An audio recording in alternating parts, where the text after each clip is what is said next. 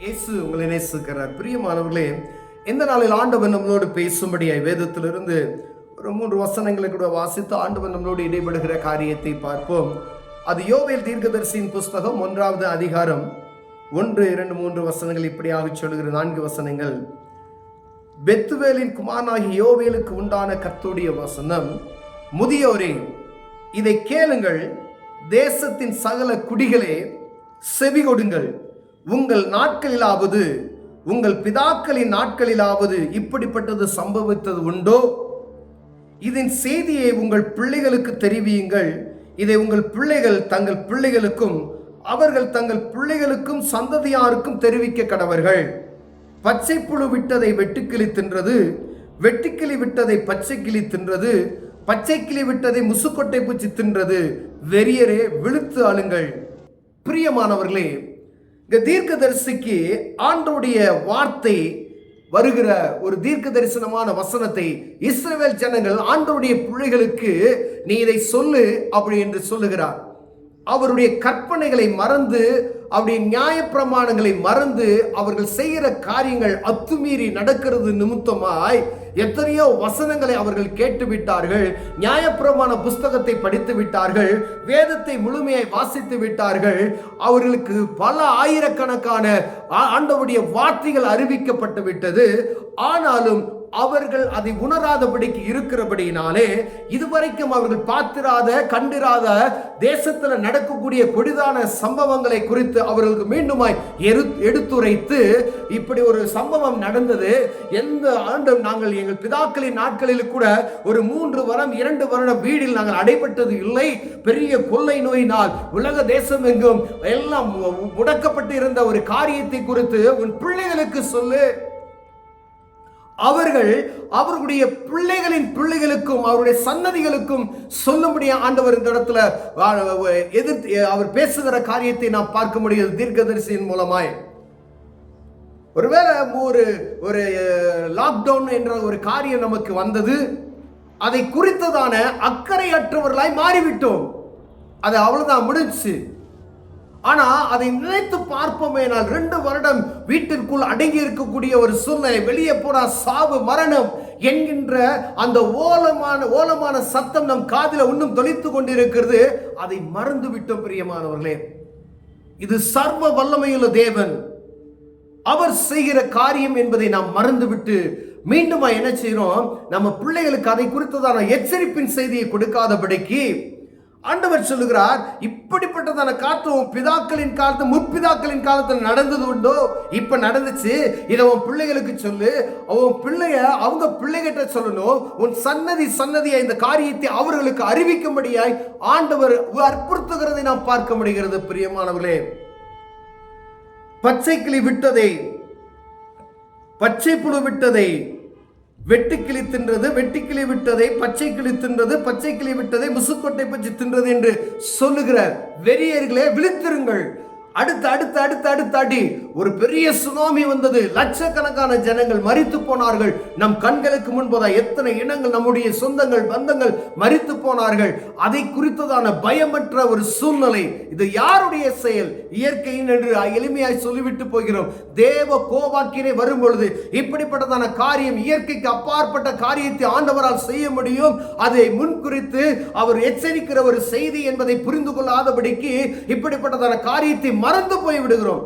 ஏதோ ஒரு நாள் டிவியில அந்த டேட்டை குறித்து இப்படி ஒரு இத்தனாவது வருஷம் அப்படின்னு சொல்லி ஒரு அறிவிப்பு கொடுக்குறாங்க. ஆனா ஆண்டவருடைய பிள்ளைகளுக்கு, கர்த்தருடைய பிள்ளைகளுக்கு அவர் சொல்லுகிறதாவது, உன் பிள்ளைகளுக்கு இதை போதி.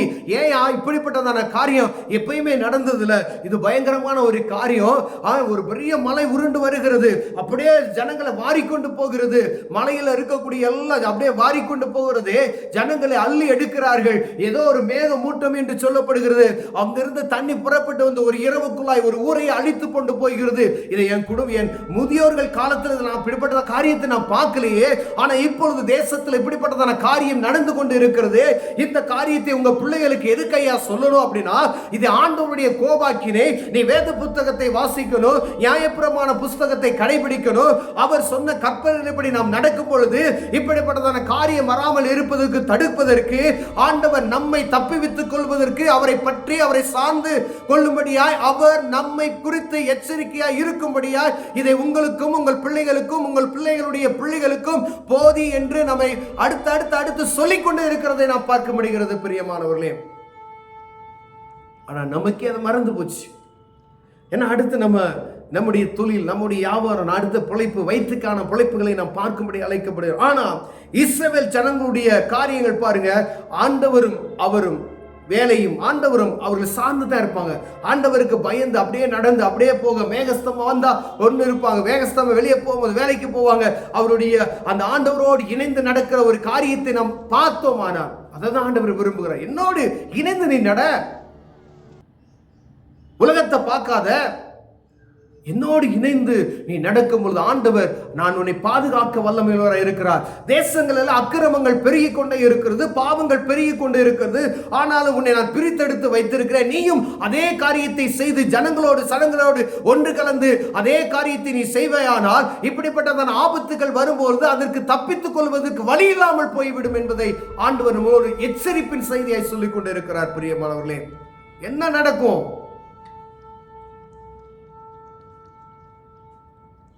சோதம் குமாரோன பட்டம் விடியும் வரை புசிப்பும் குடிப்பும், ஒரே டான்ஸ், ஒரே அங்க நடந்த அது குத்தும் கும்மாளவுமாக இருந்தது.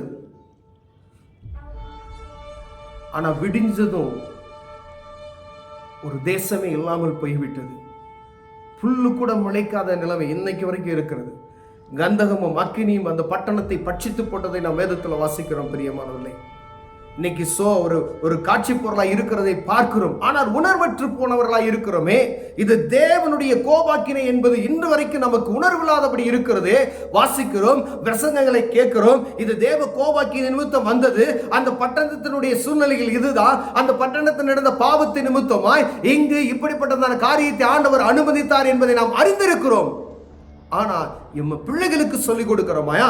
இதை பத்தி உன் பிள்ளைகளுக்கு சொல்லிக் கொடு என்று தீர்க்க தரிசனம் மூலமாய் அழுத்தம் திருத்தமாய் ஆண்டவர் உரைக்கிற அந்த சத்தத்தை கேட்கும்படியா ஆண்டவர் உங்களோடும் என்னோடு பேசுகிறார். பிரியமானவர்களே, கதையை சொல்லுங்க. முந்தி காலத்துல பிள்ளைகளுக்கு படுக்கும் பொழுது கதை சொல்லுவாங்க. எத்தனை பேர் கேட்டிருக்கீங்கன்னு தெரியாது.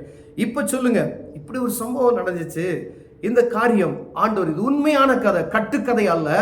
தேசத்தில் நடக்கிற, ஆண்டவர் அனுமதிக்கிற, ஆண்டவர் செய்யக்கூடிய காரியங்கள், வரப்போகிற காரியங்கள், நடந்த காரியங்கள் இவர்களுக்கு பிள்ளைகளுக்கு கதையாய் சொல்லிக் கொடுப்பீர்கள். ஆனால் அவர்கள் உள்ளத்தின் ஆழத்தில் பதிந்து ஆண்டவருக்கு பயப்படுகிற பயம் அவர்களை பற்றிக்கொள்ளும். வருங்காலத்தில் ஆண்டவருடைய சத்தத்தை பற்றி, ஆண்டவருடைய காரியத்தை பற்றி அவர்கள் அறிந்து கொள்ள முடியும். பெரியமானவர்களே, ஒருவர் இதில் நம்ம கவனமற்ற விருப்பமைனா நம்மளோட ஆண்டவர் பேசுகிறார். பிள்ளைகளுக்கு சொல்லிக் கொடுங்க, வேதத்தை சொல்லிக் கொடுங்க, வேதத்தை வாசிக்க சொல்லிக் கொடுங்க, பைபிளை வாசின்னு சொல்லுங்க, ஜெபின்னு சொல்லுங்க. ஆண்டவர் ஆசீர்வதிப்பார். கண்களை மூடுவோம், ஜெபிப்போம். அன்பின் தகப்பனே, ஆண்டவரே, தேசத்தில் இப்படிப்பட்டதான சம்பவங்கள் நடந்தது என்பதை எங்கள் பிள்ளைகளுக்கு, எங்கள் பிள்ளைகளுடைய பிள்ளைகளுக்கும் சந்ததிகளுக்கு சொல்லிக் கொடுப்பதற்கு தேவனிகளை பலப்படுத்துவீராக. ஆண்டவருக்கு பயப்படுகிற பயம் என்னது என்று அவர்களுக்கு கற்பித்துக் கொடுக்க கிருபை பாராட்டுவீராக நான் ஜெபிக்கிறேன். இயேசுவின் நாமத்தில் பிதாவே, ஆமென்.